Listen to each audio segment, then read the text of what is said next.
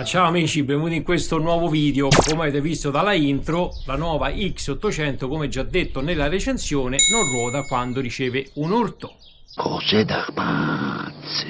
Sciocchezza da poco, eh? Perché realizzo questo video? Primo, perché mi è stato chiesto da voi, quindi come al solito, se riesco a farvi risolvere il problema, il primo ad essere felice sono io. Secondo motivo è per quanto riguarda la 70 mai. Avevo già detto nel video che sicuramente avrebbero rilasciato un firmware che sarebbe andato a risolvere questo fastidioso problema. Questo benedetto aggiornamento è arrivato qualche giorno fa, ma non ho ancora fatto nulla, proprio per farlo in diretta con voi, per farvi vedere come si fa, ma soprattutto per vedere se effettivamente sia stato risolto o meno il problema. Mi fido di lei, eh? Io sono uno come voi, non sono un tecnico, un professionista, sono una persona abbastanza pignola che quando va a recensire un prodotto che acquisto o che mi mandano vado a cercare il pelo nell'uovo, perché spendere dei soldi per avere un prodotto che non è funzionante al 100% diciamo che roderebbe un po' il culo a tutti. Non ci perdiamo in chiacchiere, andiamo a vedere in questi brevi passaggi come poter risolvere questo fastidioso problema. Andiamo.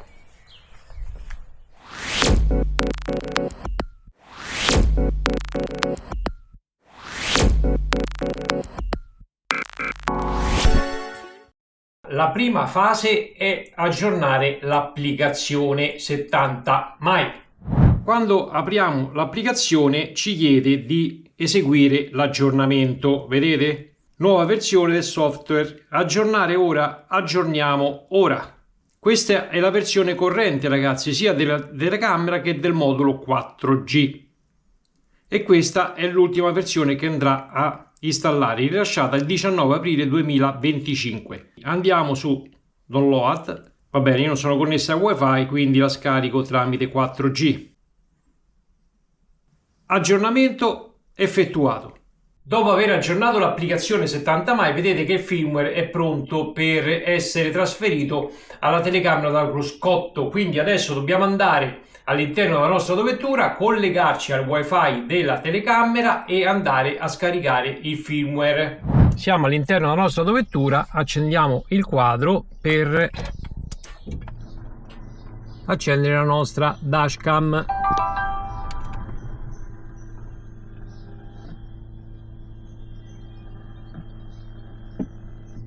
A questo punto trasferiamo, come c'è scritto nell'applicazione, invia ora la telecamera da cruscotto. Clicchiamo qui sotto e ci dice da connettere ora la telecamera. Connessione allo spot wifi. Eccola che si sta connettendo.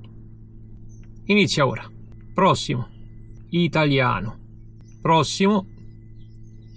Ancora avanti. Prossimo. Inizia a usare. Allora, ultima versione. Invia ora. Il dispositivo interromperà la registrazione. Andiamo avanti. E qui sta, vedete, aggiornando.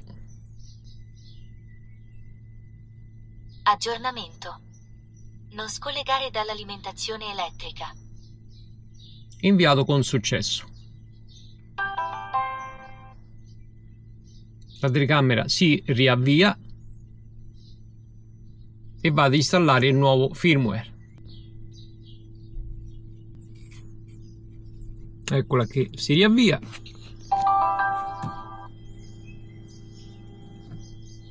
Aggiornamento riuscito. A posto. Per andare a abilitare la funzione di rotazione della lente durante un urto dobbiamo andare nelle impostazioni della telecamera, no, del modulo 4G, rilevamento di collisioni. Bisogna prima cosa abilitare questa opzione. Io come sensibilità ho messo ultra alto.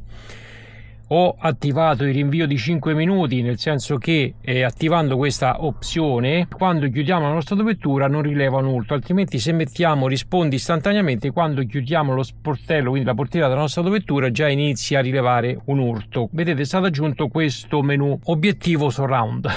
Non so cosa significa, però comunque attiviamo questa impostazione. Quindi una volta che abbiamo attivato questa opzione, usciamo dall'applicazione e andiamo a provare se adesso funziona correttamente. Spengiamo la nostra autovettura. Avvicinamento alla modalità sentinella.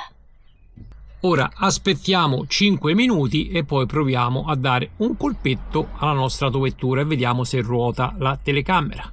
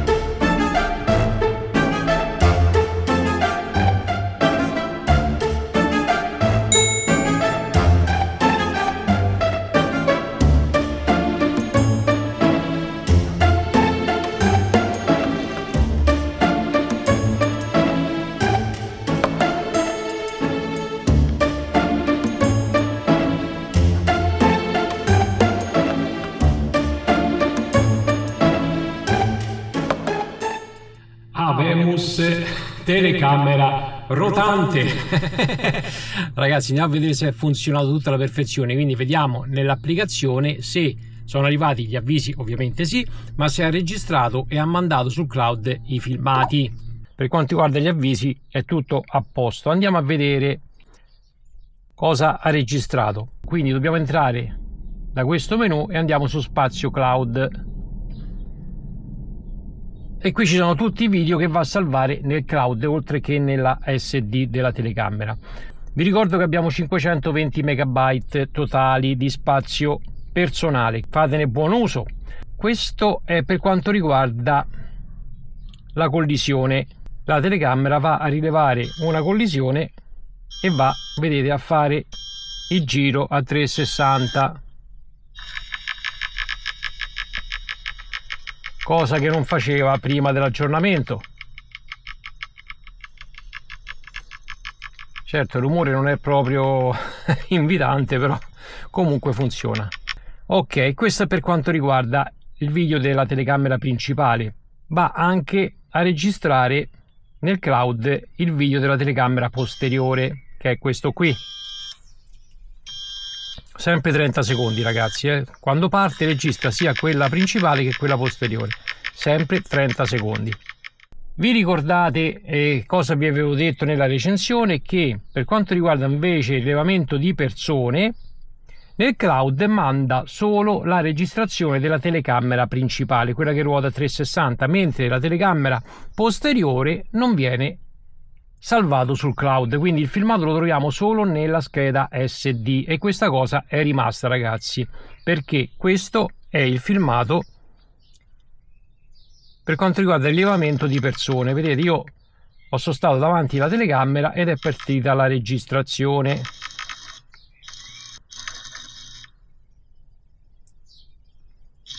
Quindi mi ha seguito fino a un certo punto, ma poi vedete posteriormente non è arrivata, e qui dovrebbe entrare in funzione la telecamera posteriore, che non salva il filmato sul cloud, ma bensì lo troviamo invece.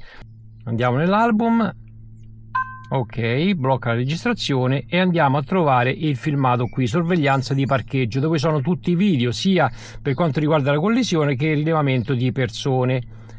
Il video lo troviamo qui, telecamera estesa, che sarebbe, qui ci sono quelle principali, quindi la telecamera 360, e telecamera estesa troviamo i filmati della telecamera posteriore, ed è esattamente questo qui. Sono arrivato dietro l'autovettura nel frattempo e mi va a beccare la telecamera posteriore. Ripeto, il filmato lo troviamo solo ed esclusivamente nella SD della dashcam. Se ci fottono la telecamera, il filmato non è più recuperabile. È chiaro sto fatto! E questa secondo me è un'altra bella limitazione che non hanno ancora risolto. Passo e chiudo. Bene ragazzi, siamo giunti al termine di questo breve tutorial richiesto da voi, spero di aver fatto cosa gradita. Tirando le somme è rimasto solo un problemino: salvare il filmato del rilevamento di persone della telecamera posteriore nel cloud. In quel caso abbiamo completato l'opera. 70 mai? Ce la facciamo a risolvere anche questo problemino?